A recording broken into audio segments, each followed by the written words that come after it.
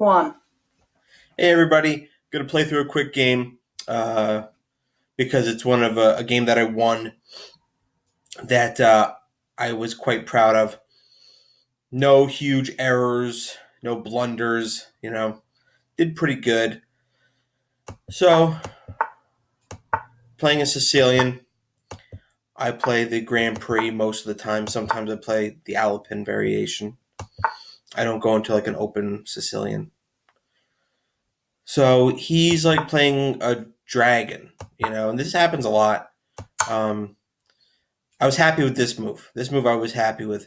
Um, I thought of it like I didn't want to just. Sometimes when somebody is going to take my bishop, I move it to B3, and if he takes my bishop, then I get an open file for it. But this we trade light square bishops, So I was kind of happy with that idea. I'm not a genius for it, but it's something I thought about. Develop my knight, castle. Okay, so one of the things that I'm looking at is the dark squares are kind of weak since I have this white square pawn chain.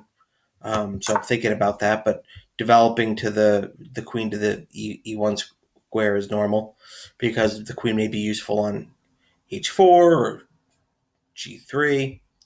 So, but I am thinking about this, and I move my knight because I think it'll be good to reroute it and attack on the king side, since that's what we're going to be doing, since I have more space on the king side. So he realizes his knight is looking kind of silly on the side of the board, and that makes kind of my pawn move a little stronger, only because it takes away these posts for his knight, the d4 and b4 square. So he's probably worried about me putting my knight there or something. This is usually pretty common. You want to break through. There's a pretty famous games. I think with like maybe Kings into the Attack games where opening up like sacking a pawn on f5 is pretty common, I think.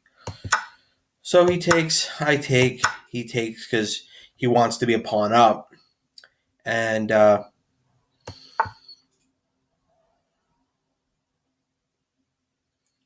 might not have been the best move in the world, but I was thinking of a few different things while my pawn was being attacked by the queen, and I'm looking at just different discoveries that are going to be happening. So he takes the pawn, and I get to take it back with a discovered attack on his queen. I just want to connect my heavy pieces. So, and that was kind of a mistake because I obviously the computer wants me to play knight to f5. So does Ben Feingold. He wants me to play knight to f5, right? Knight f5. So when he attacks my knight, I'm like, oh wait, knight f5, and that's definitely a nice square since no pawn is ever going to attack it. So I think he was worried about these attacking on the H pawn, the knight and the bishop. So his king's going to defend. I bring my queen in, which is attacking this pawn. But he's got three things defending it. So he's okay. But what I'm looking at is it attacks the knight, and I'm looking at scenarios where you take the pawn and the knight may be left undefended, or taking the bishop. And especially with the taking the bishop, because that's the idea I'm thinking of is how when this occurs, that knight could be under defended. So that's what I was doing. Okay. So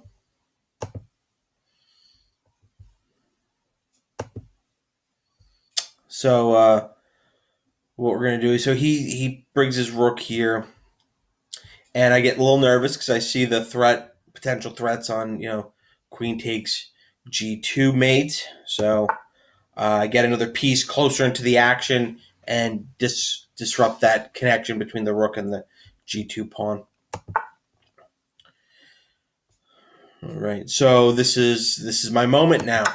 Knight takes pawn. Knight takes bishop, and I win a piece because of it. So with that, he's like, well, I'm down a piece for nothing, and there's not going to be any tricky mates, obviously. And this is under attack, and it's under defended. The queen is being attacked, and even though my rook is undeveloped, it hasn't moved. It is serving an important role. There's no sneaky back rank tricks, or in between moves with queen to b1. So quite happy with this game. I'm at like 1488 right now. So I'm hoping to break 1500 soon on chess.com. I'm looking to play a lot of the Grand Prix. I'm looking to play a lot of the Scandinavian, the Vienna game, and the King's Indian attack, and probably the King's Indian defense. So that I should be pretty well prepared. I'm hoping to play maybe a tournament at the end of March in Connecticut, where I am. So that would be nice. All right. So I will give you more details about that. And about upcoming tournaments I'm going to play in, and I'm of course going to, my goal is to upload some of my studies on either tactics or really playing through some really important classical games that are about the Scandinavian, the King's Indian attack, the King's Indian defense, and things like that. I'm gonna analyze them with a book, obviously, play through them on here for you, and then hopefully analyze my own tournament games once I play them. All right. Well, have a good one. Please smash the like button. Follow me here as I journey towards chess excellence.